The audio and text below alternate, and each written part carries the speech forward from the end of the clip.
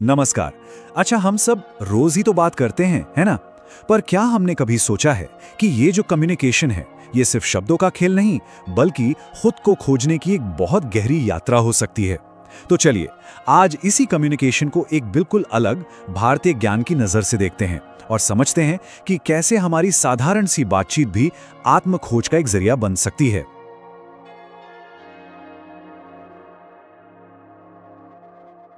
तो इस सफर की शुरुआत चलिए एक सवाल से ही करते हैं। जरा सोचिए, क्या हो अगर दुनिया का सबसे गहरा, सबसे मीनिंगफुल कम्युनिकेशन बिना एक भी शब्द बोले होता हो? ये सवाल ही हमें हमारी रोज की समझ से कहीं आगे ले जाता है। तो इसी सोच को जरा आगे बढ़ाते हैं। देखिए, भारतीय परंपरा में कम्युनिकेशन का मतलब सिर्फ इंफॉर्मेशन एक्सचेंज नहीं है।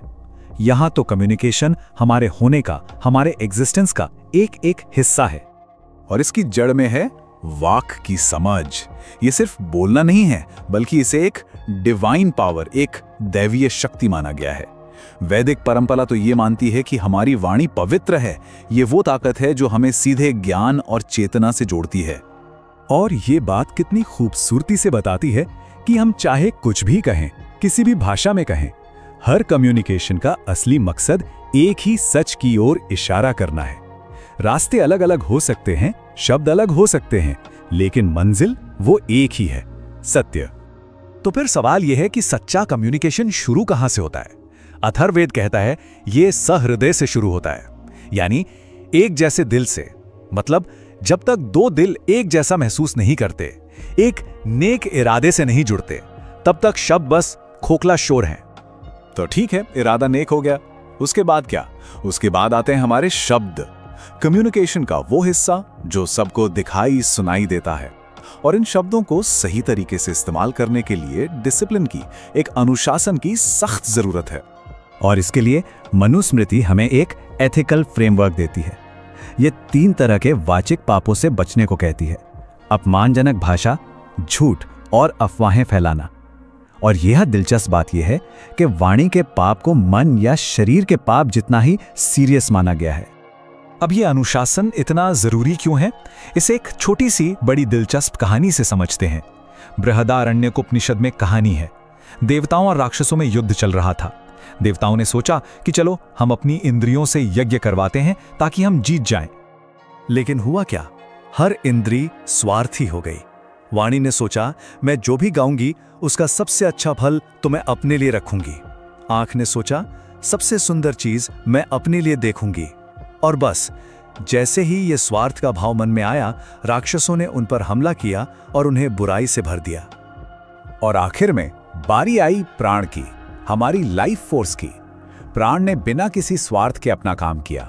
राक्षसों ने उस पर भी हमला किया, लेकिन वो एक पत्थर से टकराने की तरह बिखर गए। कहानी का सार बिल्कुल साफ है। जब इरादा निस्वार्थ हो तो कम्युनिकेशन में जो ताकत होती है उसे कोई हरा नहीं सकता।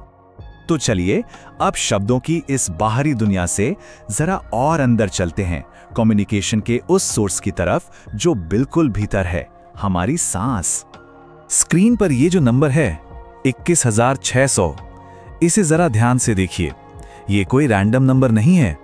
ये हमारे अस्तित्व के एक ऐसे गहरे पहलू से जुड़ा है जिस पर हमारा ध्यान शायद ही कभी जाता है। दरअसल ये हमारी सांसों की संख्या है जो हम लगभग एक दिन में लेते हैं। और कमाल की बात यह है कि हर सांस अपने आप में एक मंत्र है। योगिक परंपरा कहती है कि जब हम सांस अंदर लेते हैं तो सो की ध्वनि होती है, और जब छोड़ते हैं तो हम की, सोहम। मतलब ये एक ऐसा कम्युनिकेशन है जो हम 24 घंटे बिना किसी कोशिश के इस पूरे ब्रह्मांड से कर रहे हैं। सांसों से भी ज्यादा सटल लेवल पर चलें तो अब बात करते हैं मन और बुद्धि की। हमारे कम्युनिकेशन के कंट्रोल सेंटर। हमारे अंदर की इस पूरे सिस्टम को समझने के लिए कठोपनिषद में एक जबरदस्त मेटाफोर है, एक रथ का। जरा इमेजिन कीजिए, हमारा ये शरीर एक रथ है। हमारी 5 इंद्रियां वो 5 घोड़े हैं जो इसे खींच रहे हैं। इन घोड़ों की लगाम है हमारा मन, और लगाम को पकड़कर रथ चलाने वाला सारथी है हमारी बुद्धि। और इस पूरे रथ का मालिक कौन है? वो है हमारी आत्मा।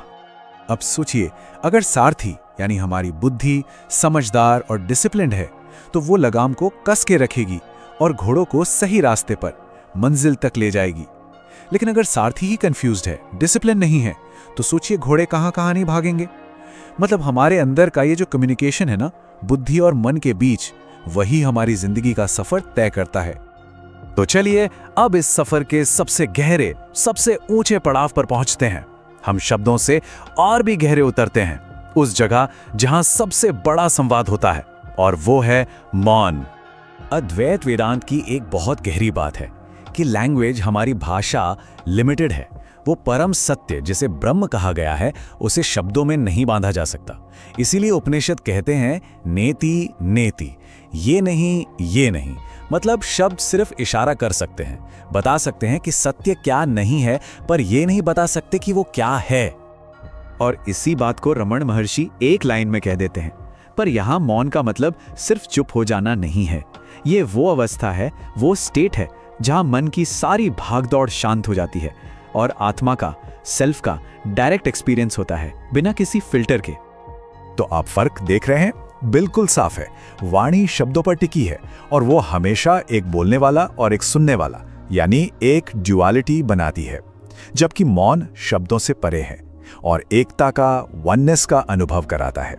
अगर वाणी किसी विचार की एक्सप्रेशन है, तो मौन वो सोर्स है जहां से विचार पैदा होता है। तो देखा आपने कैसे वाणी से शुरू होकर श्वास, मन और फिर मौन तक कम्युनिकेशन का हर लेवल हमें अंदर की तरफ ले जाता है। ये सिर्फ एक स्किल नहीं है, ये तो एक पूरी साधना है, खुद को जानने का, सेल्फ रियलाइजेशन का एक पूरा रास्ता है। तो इसे प्रैक्टिस में कैसे लाएं? बहुत सिंपल स्टेप से शुरू कर सकते हैं। सच बोलना, ऐसे शब्द बोलना जो दूसरों को अच्छे लगें, दुख ना पहुंचाएं। दूसरों को सिर्फ सुनना नहीं, बल्कि सहानुभूति से सुनना। अपनी सांसों पर ध्यान देना, अपने अंदर जो ये रथ चल रहा है उसे देखना। और हाँ, दिन में कुछ पल सिर्फ मौन को देना। बस ये छोटी छोटी आदतें हमारे कम्युनिकेशन को एक साधना बना देती हैं। और आखिर में इस सब का सार क्या है? वो ये है कि जब हम अपने कम्युनिकेशन को प्योर करते हैं, चाहे वो हमारे शब्द हों या हमारा मौन, तो असल में हम अपने पूरे एग्जिस्टेंस को, अपने पूरे अस्तित्व को ही प्योर कर रहे होते हैं। तो आज की ये बातचीत मैं इसी सवाल के साथ खत्म करूंगा। कभी शांति से बैठकर सोचिएगा, आपका मौन आपसे क्या कहने की कोशिश कर रहा है।